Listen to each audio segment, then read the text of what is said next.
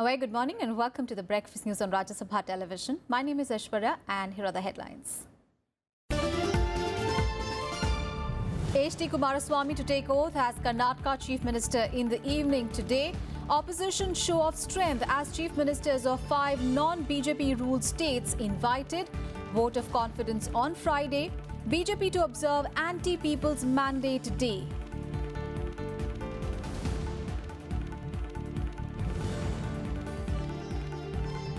Government steps in to manage rising fuel prices. Petroleum Minister to meet officials of oil companies today. BJP President Amit Shah says relief measures will be out soon. Congress demands bringing petrol and diesel under GST.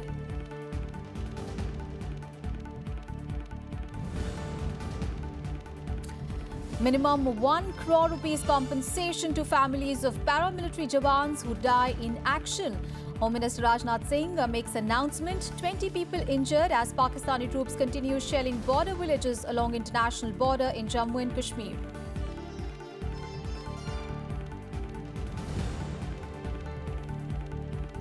Tamil Nadu government orders judicial probe into 9 deaths during protests in Tuticorin. Deaths in police firing against violent protesters demanding closure of polluting Sterlite copper plant.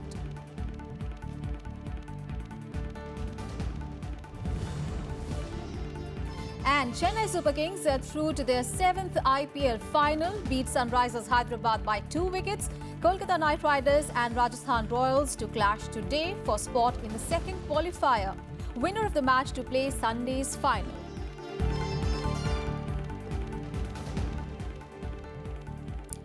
Our top story this morning, JDS leader HD Kumaraswamy will take oath as the Chief Minister of Karnataka at 4:30 p.m. today. KPCC President G. Parameshwara will be sworn in as the Deputy Chief Minister. Out of the 34 ministries, 22 will go to the Congress, while 12 ministries will be with the JDS. The announcement was made after the Congress and JDS met on Tuesday to discuss the cabinet formation in Karnataka. The allocation of portfolios will be decided after the floor test on Friday. Congress leader K.R. Ramesh Kumar will be the Speaker of the Karnataka Assembly. Chief Minister designate Kumaraswamy once again ruled out any differences with the Congress party in portfolio allocation, although he acknowledged that running the Congress-JDS coalition government over the next 5 years will be a big challenge for him. 2-3 decisions we have taken. Number 1, out of 34 ministries, 22 ministries will go with the Congress party and 12, including Chief Minister, is with the JDS. Speaker, apart from this, Speaker is with the Congress. Deputy Speaker is with the JDS. Tomorrow, along with the Kumaraswamy ji, one Deputy CM will also swear, take oath. PCC President Dr. Parameshwara will be the Congress nominee for Deputy CM post. Speaker and Deputy Speaker, both the election will be held on 25th. 25th it will be the date fixed. Then portfolio issues, day after tomorrow we will finalize it. Coordination committee also will going to form. Everything is all right, nothing to worry. So, no differences. So how many? And Kumaraswamy's swearing-in ceremony is likely to be a show of strength by the opposition parties. The UPA chairperson Sonia Gandhi and Congress President Rahul Gandhi are expected to be present at the oath ceremony in Bengaluru. The JDS has also invited BSP Chief Mayawati and Chief Ministers of West Bengal, Andhra Pradesh, Kerala, Delhi and Puducherry. Samajwadi Party Chief Akhilesh Yadav and CPIM General Secretary Sitaram Yechuri are also likely to attend the event along with RJD leader Tejasvi Yadav with National Conference leader Farooq Abdullah. Meanwhile, the BJP will observe anti-popular mandate day across Karnataka today to protest the formation of the coalition government. Top leaders led by B.S. Yediyurappa will hold protest at the Mahatma Gandhi statue in Bengaluru city centre, and party workers in black attire will hold demonstrations in various districts of the state. On to some other news now. Petroleum Minister Dharmendra Pradhan will hold a meeting with the top officials of the oil companies today. This in a bid to bring down rising petrol and diesel prices soon. BJP President Amit Shah said that the government will take steps to counter the fuel prices. The Finance Ministry is also consulting the Petroleum Ministry on the rising crude prices. Petrol and diesel prices are touching record highs in the country. In the national capital, petrol is priced at 76.87 rupees per litre and diesel at 68.08 rupees a litre. And in Mumbai, petrol prices are touching 84.7 rupees per litre, while diesel is selling at 72.48 rupees per litre. In the last 9 days, petrol prices have risen by 2.24 rupees a litre and diesel by 2.15 rupees a litre. सरकार इसको गंभीरता से ले रही है। कल petroleum मंत्री का सभी तेल कंपनियों से ही मीटिंग है और एक फॉर्मूले के तहत दाम बढ़े हैं। इस पर क्या विचार करना, मुझे लगता है सरकार में उच्चतम स्तर पर इसकी चिंता हो रही है। 2-3 दिन में 4 दिन में इस पर कोई न कोई फॉर्मूला या तो कोई समाधान ढूंढने के लिए हमारे सरकार में जो बैठे हैं वो कार्यकर्ता निश्चित प्रयास करेंगे। सरकार ने 2 रुपये करीब पहले भी रियायत दी थी और सरकार ने उससे 2 बार दे चुके रहा, तो इस वक्त उसके अलावा अगर कोई चारा है तो देखा जाए, नहीं तो सरकार को ही कहीं पर टैक्स के ऊपर राज्य सरकार बेसिकली सबसे ज़्यादा राज्य सरकार को देखना होगा कि जो हायर टैक्सेस हो रहे हैं, इस सरकार का जो राज्य सरकारें हैं हमारी, उनका डायरेक्ट जो है वो परसेंटेज पे वैट है। तो अगर जो दाम बढ़ गया है तो परसेंटेज के लेवल पे उनका टैक्स रेवेन्यू भी बढ़ गया है, कलेक्शन बढ़ गया है, तो उस टैक्स कलेक्शन को किसी तरह वो राहत दे सकते हैं। And in some good news for air passengers, unveiling the draft air passenger charter on Tuesday, MOA Civil Aviation Jayant Sinha said that the flyers may not have to pay a cancellation charge if they cancel their tickets within 24 hours of booking. And for the first time, the government has also proposed that the airlines should provide compensation if a delay causes a passenger to miss a connecting flight. Here are the details. No cancellation charge on air tickets if you cancel them within 24 hours of booking them. This is among one of the proposals in the draft air passenger charter that have been put up for public opinion. Very close to becoming reality. Many of these features are in fact going to be rolled out within the next 30 to 60 days. The idea, of course, is to be able to transform the passenger experience through Air Seva, which is what we're doing, and Air Seva is the umbrella brand. Another proposal says that if passengers miss connecting flights due to delays of over 3 hours, they will be compensated by 5,000 rupees. For delays of 4 to 12 hours and over 12 hours, the sum will be 10,000 and 20,000 rupees. Internet services will be provided from the moment a plane takes off, while personal electronic devices need to be put on flight mode. Department of Telecommunications has confirmed to me that they will be in a position to award the license within about 2 months from the date that the airline or the in-flight Wi-Fi service provider actually applies for it. A revamp of the Air Seva mobile and web application is also on the cards to make flight booking and cancellation easier for passengers. Kriti Mishra's report for Rajya Sabha TV. On to some other news, Rajya Sabha Chairman M. Venkaiah Naidu has nominated MP Prasanna Acharya as the member of Ethics Committee. The committee was constituted last month with Narayan Lal Pancharya as its chairperson. Anand Sharma, Ram Gopal Yadav, A. Navneet Krishnan, Derek O'Brien, R.C.P. Singh, Y.S. Chaudhary, Dr. K. Keshav Rao and T.K. Rangarajan have already been nominated as its members. Prasanna Acharya has been included in the committee from 15th of May, which was constituted in 1997. The Ethics Committee of the Rajya Sabha was the first such committee by any legislature in India. And in Breakfast News, time for a very short break. We'll be back with more news. Stay tuned.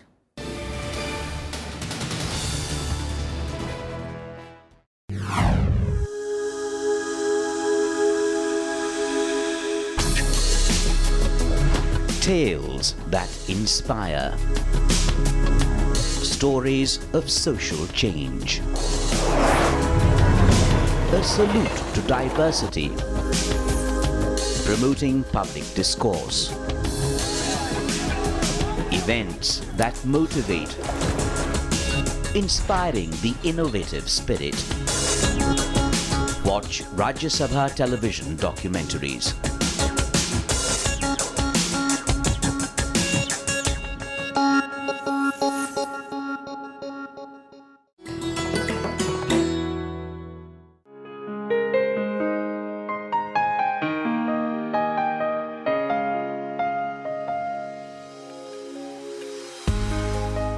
The prolific British poet and story writer Joseph Rudyard Kipling, one of the first masters of short stories in English.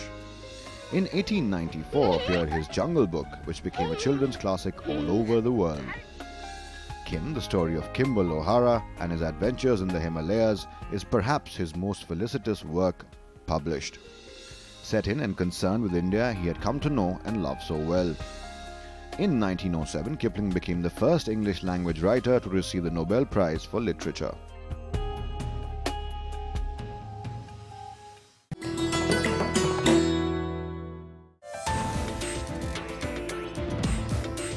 संसद के शीतकालीन सत्र में श्रम सुधारों पर जोर देने और मजदूर कल्याण को सुनिश्चित करने के लिए कर्मचारी मुआवजा संशोधन अधिनियम 2016 राज्यसभा में पारित कर दिया गया।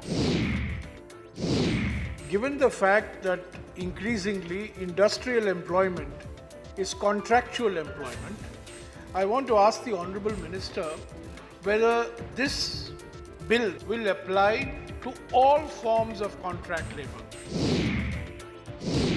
Yes, this is applicable to all forms of contract workers. As far as concerned of the informal sector, we are getting into many new sections into informal to formal sectors. I am happy to inform this August House that all construction workers, there are 4 crore 20 lakhs construction workers, we have made them from informal to formal section, so that now they will get the social security. देखिए संसद संवाद सिर्फ Rajya Sabha TV पर।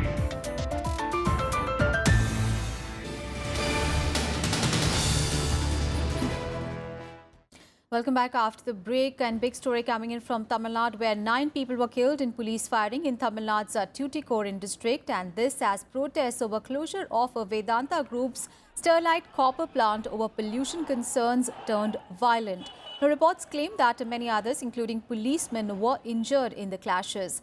The protests that have been going on in Tuticorin for over 3 months turned violent on Tuesday, with protesters hurling stones and setting government vehicles and public property on fire. As the violence spiraled, police opened fire, killing 9 people. Governor Banwarilal Purohit condoled the deaths. Chief Minister Kumaraswamy has announced a compensation of 10 lakh rupees to the families of each of the deceased. He has also ordered a judicial inquiry into the violence. The opposition, however, criticized the Tamil Nadu government and the centre for failing to have amicably resolved the issue. Congress President Rahul Gandhi strongly criticized the state government, calling it a murder. Meanwhile, Sterlite Copper expressed sorrow and regret over the incident and appealed to the authorities to ensure safety of its employees and surrounding communities. This has been done to silence the protest. There is no other explanation. For almost 100 days, the protests were peaceful, and the people, they are not violent people. They are not prone to violence. They have kept the decorum so long, and it is impossible that they have indulged in this violence. This has been a long pending issue. The government needs to examine this, and both at the state and the central government, and not be cowed down by interest of any corporate. If there is a pollution issue and a serious health hazard, the company and its plans must be examined in totality. It is this the only solution to solve this problem.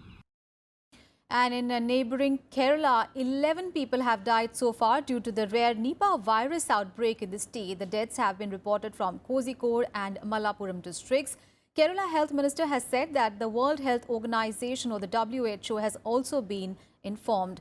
State Chief Minister has said that all steps are being taken to contain the virus. An expert team from the National Centre for Disease Control, including its director, are already in Kerala.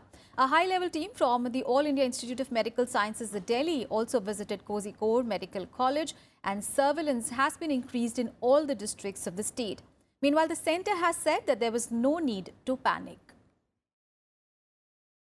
हम ये कह सकते हैं कि ये localised है, यानी कि स्थानिक तौर पर ये बीमारी होता है, कोई एपिडेमिक नहीं है, जो कि उसके कारण आतंकित होने की कोई आवश्यकता बहुत ज़्यादा नहीं है। और उसके रोकथाम के लिए सरकार, केरल सरकार के साथ बातचीत करके हमारी पूरी टीम यहाँ से डॉक्टर सुजीत कुमार सिंह जो निदेशक हैं हमारे इसके क्या नाम है डॉक्टर सुजीत कुमार, और वो 7 लोगों की टीम गई है, जिसमें नेशनल सेंटर जो हमारे वायरल डिजीज के हैं वो गए। And on to the other top story of the day, Home Minister Rajnath Singh has announced a minimum compensation of 1 crore rupees to the family of any paramilitary jawan who dies in action. Now, addressing the BSF in-venture ceremony in New Delhi on Tuesday, Rajnath Singh said that it is the duty of the Border Security Force to protect the country's borders, but their duties have no boundaries. He said that the first bullet should not be fired upon by the neighbours, but if BSF receives a bullet, no one will ask them why they fired. He further added that the families of the martyrs should not face any difficulty. चाहे जैसे भी होगा, जो भी परिवार हमारे, जो भी शहीद होता है हमारा जवान, तो उसके परिवार के सदस्यों को किसी भी सूरत में 1 करोड़ से कम की धनराशि प्राप्त नहीं होगी, 1 करोड़ से ऊपर की। News from Jammu and Kashmir, where at least 20 civilians were injured as Pakistan continued to violate ceasefire for the 8th straight day along the line of control in Jammu and Kashmir. Heavy shelling continued in Jammu, Kathua and Samba districts along the international border as well, shelling villages on the Indian sides with mortar bombs. Since 15th of May, 7 persons, including 2 BSF jawans and an infant, have been killed and 18 other civilians have been injured in the Pakistani firing. पिछले 2 दिन से लगातार firing हो रही है और आज भी फायरिंग का सिलसिला जारी रहा। 11 लोग जख्मी हुए, इनमें से 10 को हमने जम्मू रेफर कर दिया। एक छोटी बच्ची है, उसको सुपरफिशियल इंजरी है, उसका इलाज यहाँ चल रहा है। The BrahMos supersonic cruise missile was successfully test-fired for the 2nd consecutive day on Tuesday, validating its strike capability. The missile was launched from an integrated test range in Odisha's coastal Balasore district from a mobile autonomous launcher, fulfilling its mission objectives. The life extension trial of BrahMos was conducted from a static inclined launcher, proving the efficacy and longevity of the system. BrahMos is a joint venture between India and Russia. With a maximum speed of Mach 2.823, it is believed to be one of the world's fastest cruise missiles currently in operational use. And an Indian delegation will be among those attending an anti-terrorism conference being held in Pakistan today under the banner of the Shanghai Cooperation Organization, or the SCO. Now, Pakistan will be hosting its first SCO meeting since the country became a member of the organization in June 2017. During the 3-day meet, legal experts from the 8 SCO member states will discuss the terror threat faced by the region, as well as ways and means to enhance the counter-terror efforts. Now, Pakistan said that it supports SCO's efforts for regional cooperation in fighting terrorism, drug trafficking and organized crime. Now, India's presence at the meeting assumes a significance since it had boycotted the South Asian Association of Regional Cooperation Summit held in Pakistan in 2016 due to the country's continued support for cross-border terrorism. All right, let's get a perspective on this story. My colleague Akhilesh Suman is now joining us on the phone line. Akhilesh, Pakistan is hosting its first SCO anti-terror meet and India is attending. And ahead of that, India has said that terror is the single most significant threat to peace, which has obviously set the tone of the meeting in Pakistan. Yeah, actually, Pakistan is just a venue that SCO is actually organizing this meeting. And you know that SCO has a special mechanism about regional anti-terror activities. So in a way, it is in advantage of India that it should send its officials, because the agenda does not include only terrorism. It also includes the menace of separatism and also of extremism. So the three things that are joined together, you can understand that Pakistan will be one of the major targets in the meeting. And you know that India wants to catch the bull by horns. And that is why India is sending its officials so that there should be a threadbare discussion on how terrorism is being supported by some elements just inside the SCO. And since India and Pakistan are the newest member in the SCO, and China and Russia are also in there, so you know that it will be good time for India to present the case of terrorism coming out of Pakistan. And I think that is why India has decided to send its joint secretary level officials to take part in it. Right. And you remember that just next month there will be a SCO summit in China, and in that Prime Minister Nadu Modi is going to attend the meeting. Yes. And Prime Minister has recently talked to Xi Jinping in an informal setting. Yes. Russian President Putin in an informal setting, and now it is SCO anti-terrorism. Right. So in a way that it is in a way developing scenario as far as terrorism anti-terror cooperation is concerned. Right. And it is good for India that it will put in place in that meeting. All right. Thank you so much, Akhilesh, for all those updates there. And on to our special report now. A joint study by UNESCO and Global Education Monitoring Report has revealed that 4 crore 70 lakh adolescents in India have not progressed to upper secondary school. The report says that India has the highest number of out-of-school adolescents in the world. It is a fallout of adverse socio-economic conditions which mostly impact minorities and marginal sections. But now there is a hope in form of Nai Manzil, a government scheme that aims to benefit the minority youths by providing them an integrated input of formal education up till class 8th or 10th and skill training. The idea is to enable them to seek a better employment in the organized sector and to equip them for a better future. Take a look at this report.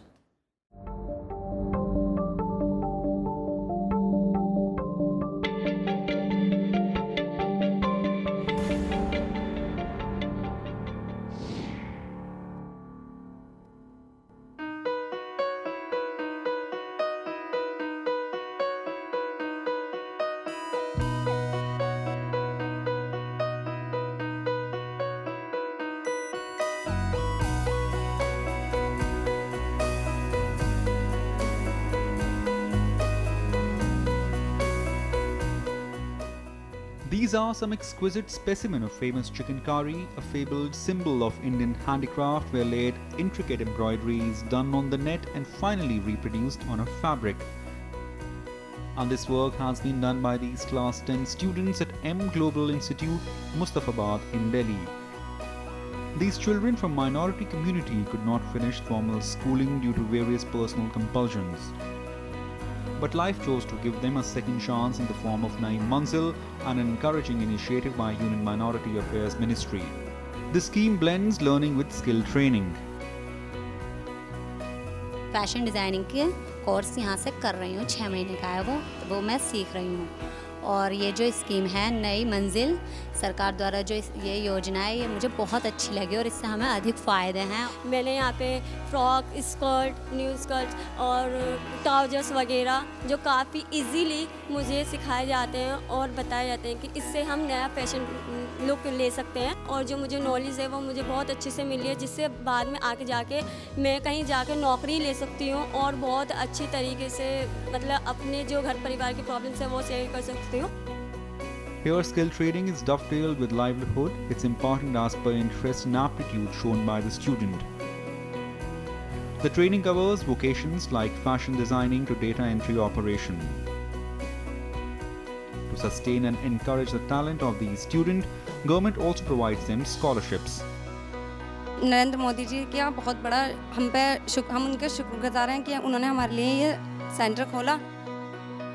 Society is full of examples where aborted dreams had pushed talented youth to a darker side of life. Nai Manzil promises to pull such youth back in the mainstream, train them and groom them by offering hope and a new life. मुझे पढ़ाई करने के लिए घर वालों ने मना कर दिया था कि पढ़ाई नहीं करनी है। फिर मैंने एम ग्लोबल इंस्टीट्यूट देखा और इस नई मंजिल से मुझे एक नई स्कीम मिली, नई मंजिल मिली। मैंने भी सोचा कि मेरी पढ़ाई पूरी करूं कि बिना पढ़ाई के तो बाकी आगे कुछ वो है नहीं मंजिल। तो मैंने कंप्यूटर क्लास में भी अपना वो भरा फॉर्म फिल किया, तो मैंने उसकी भी काफ़ी वो ली है, काफ़ी अच्छा एक्सपीरियंस रहा अभी तक। The focus here is on imparting holistic learning and personality development. Such centers aim at rebuilding the confidence of these children. जो अपनी पढ़ाई कंप्लीट नहीं कर पाए या बहुत पीछे रह गया, जिनमें कॉन्फिडेंट नहीं था आगे बढ़ने का, तो यहाँ पे उनके लिए हम फ्री ऑफ कॉस्ट ट्रेनिंग दे रहे हैं, क्लासेस दे रहे हैं, जिसमें हम कंप्यूटर सिखा रहे हैं उन्हें। बेसिक है, टैली है, वेब डिज़ाइनिंग है, सॉफ्टवेयर है, हार्डवेयर है, ठीक है। उसके साथ हम फैशन डिज़ाइन की क्लासेस भी दे रहे हैं गर्ल्स के लिए, ताकि वो मोटिवेटेड रहें और अगर वो बाहर नहीं जा सकती जॉब वगैरह के लिए, तो वो अपने घर पे रह के केपेबल हो जाएं, कुछ पैसे कमा सकें और इंडिपेंडेंट हो जाएं। The scheme targets minority youth in the age group of 17 to 35 years. They are school dropouts or educated in the community seminaries like Madarsa. The idea is to expose them to an integrated input of formal education up till class 8th or 10th and skill training along with certification, with the view of enabling them to seek better employment in the organized sector and giving them better lives. ये एक सराहनीय कदम है सरकार का, जिसमें अल्पसंख्यक समुदाय को साथ लेकर चला गया है, जिसमें उनके बच्चों को शिक्षा, प्रशिक्षण और रोज़गार के अवसर प्रदान किए जाते हैं। इस नई मंजिल स्कीम में शिक्षा, प्रशिक्षण और रोज़गार तीनों चीज़ शामिल की गई हैं, जिससे प्रगति कर सके अल्पसंख्यक समुदाय के जो लोग हैं और उनको मेन स्ट्रीम में लाने के लिए ये कार्य किया गया है। This scheme epitomizes the vision of Prime Minister Modi, promoting inclusive growth in the country. As of now, the scheme has bridged 1 lakh youth with skill development program and employment. Development with dignity, सम्मान के साथ सशक्तिकरण, बिना तुष्टीकरण के सशक्तिकरण। इस संकल्प के साथ हमारा मंत्रालय काम कर रहा है। प्रधानमंत्री जी का जो संकल्प है समावेशी विकास का, कि हर ज़रूरतमंद की आंखों में खुशी, उसकी ज़िंदगी में खुशहाली आए, उसके लिए जो काम कर रहा है, उसमें नई मंजिल योजना है, सीखो कमाओ योजना है, गरीब नवाज कौशल विकास है। ये तमाम जो रोज़गार पूरक एम्प्लॉयमेंट ओरिएंटेड प्रोग्राम है, इसमें एक तरफ हुनर को हौसला दिया जाता है, कौशल विकास किया जाता है और साथ ही साथ रोज़गार और रोज़गार के अवसर मिल रहे हैं। Currently, the scheme is run in many centers across country, including Mustafabad, Jamia and Badarpur in Delhi. Apart from Nai Manzil, schemes like Learn and Earn, Ustad and Garib Nawaz Skill Development too are running successfully to ensure empowerment and growth of minorities in the country. Mohammad Fateh Tipu's report for Rajya Sabha TV.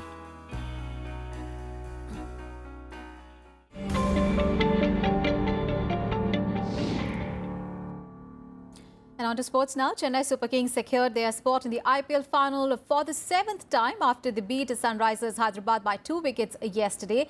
CSK captain MS Dhoni elected to bowl first after winning the toss, restricting the Sunrisers to 139 for the loss of 7 wickets.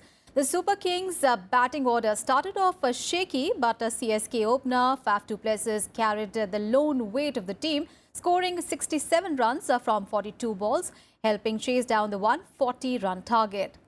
Meanwhile, Sunrisers Hyderabad will now face the winner of the eliminator match between Kolkata Knight Riders and Rajasthan Royals to be played in Kolkata today. The winner will face off with the Chennai Super Kings in the final on Sunday. And that's it in this edition of Breakfast News. Thanks for watching.